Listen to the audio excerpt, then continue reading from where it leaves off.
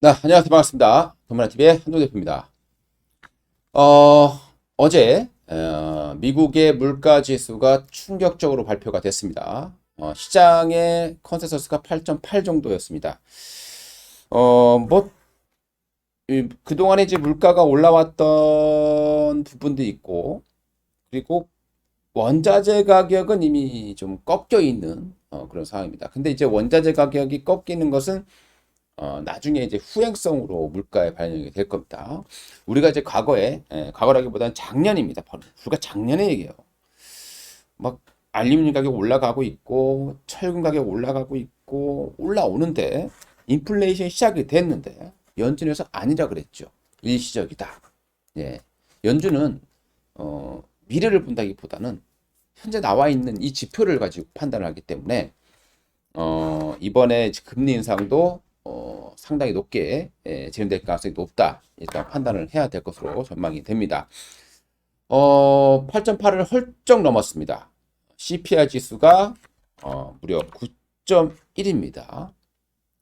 전혀 아직 꺾일 기미가 보이지 않는 것처럼 보이는 상황이죠. 근데 오히려 이게 이제 시장에서는요. 우리가 이제 뚜껑을 열어봤더니 뭐 미국 증시가 그렇게 폭락은 나오지 않았습니다. 예. 우리나라 증시도 그냥 보합 정도로 마감을 했죠. 왜 그러느냐?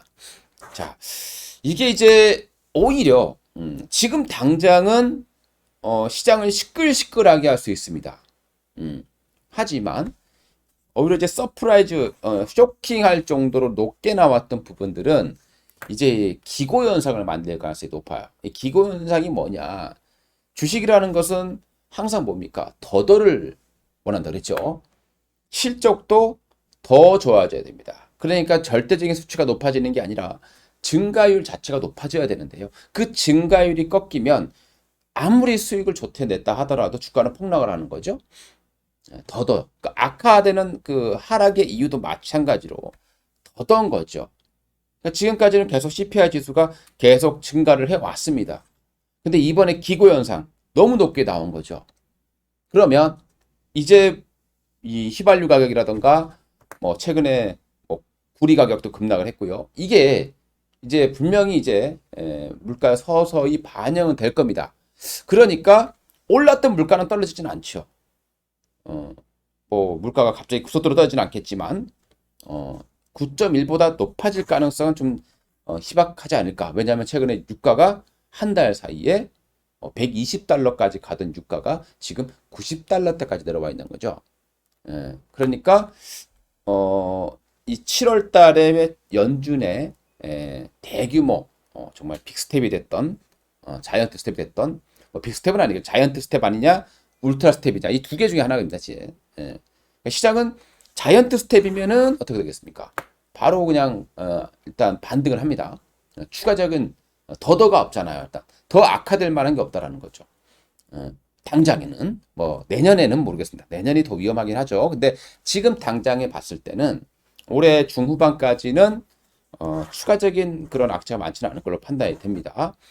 자, 그리고 여기에서 이제 향후에 이제 물가지수가 좀 낮아진다라고 했을 때는 아무래도 어, 시장이 더 추가적인 반등세를 보여줄 가능성이 높은 거죠. 더 증가하는 폭이 낮아진다. 이것만 가지고도 시장은 일단 좀 반등을 할 수 있는 그런 재료다라고 보시면 될 것 같아요. 연준이 이제 얼마큼 금리 인상하느냐 관건이겠죠. 지금 미국의 일자리가 신규 일자리가 37만이 나왔습니다. 여전히 굉장히 견고한 그런 모습이다 보니까 연준이 미친 척하고 말 그대로 울트라 스텝을 할 가능성도 배제할 수 없습니다. 굉장히 소수 의견이었죠. 울트라 스텝이. 근데 이게 1%가 그러니까 9.1% 나오다 보니까 이 울트라 스텝에 대한 그런 가능성도 조금 나오는 상황이죠. 지금 신흥국들은 이미 뭐 굉장히 힘든 상황을 살고 있는데 미국은 아직까지는 경제가 나쁘지 않더라는 거죠. 그래서 얼마만큼 올리냐 관건일 텐데 뭐 1%를 올린다고 했을 때와 0.75를 올렸을 때 어떻게 반응할 거냐 한번 생각해 볼게요. 0.75를 올린다. 이게 이제 7월 24일인가 아마 될 거예요. 0.75를 올리게 되면은 시장은 바로 급등합니다. 급반등이 나오게 되겠죠. 근데 1% 인상을 한다. 그러면 일시적인 하락 후에 바로 다시 회복하는 그런 모습들을 보여줄 가능성이 높다라고 판단이 되고요. 그러니까 7월 말 금리 인상 결정 이후부터 시장은 더 악재가 나올 가능성은 많지는 않다. 물론 현재 코로나가 확산되고 있습니다.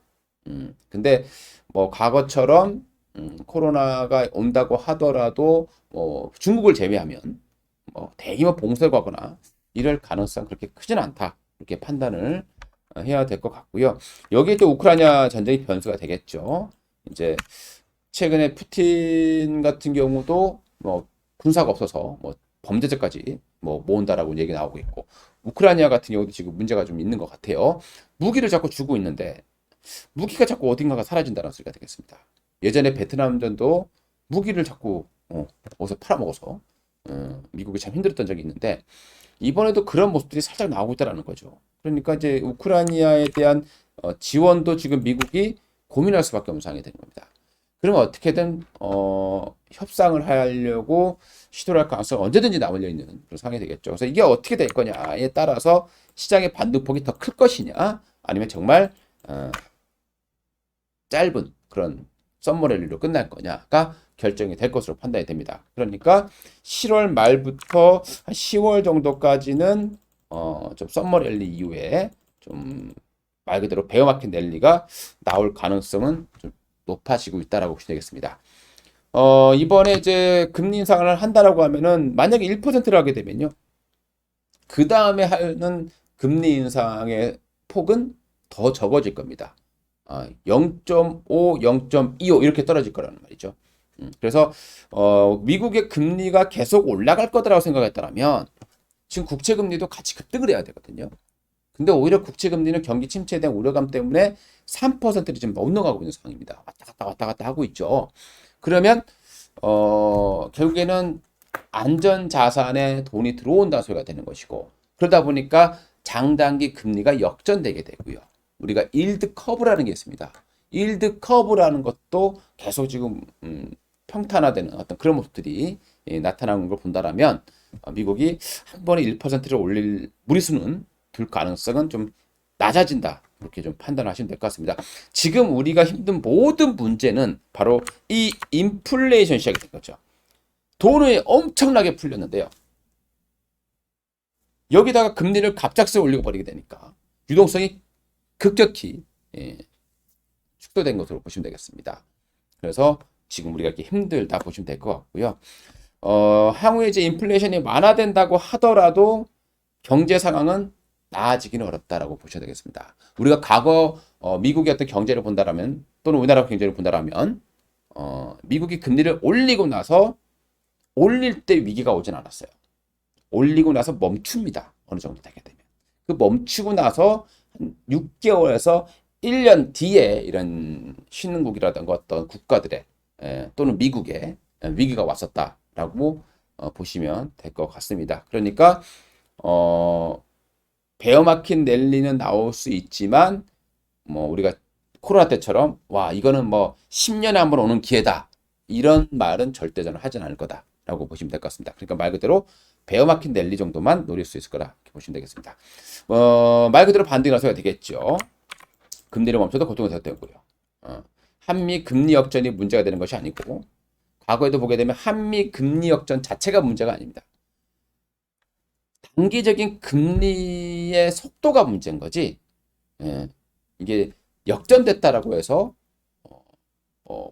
외국 자금 실제로 빠져나가고 이런 경우 많지는 않았어요. 자, 생각해 봅시다. 금리 차가 역전이 되잖아요. 그러면 환율이 어떻게 되겠습니까? 환율은 올라가 있는 상황이 되겠죠.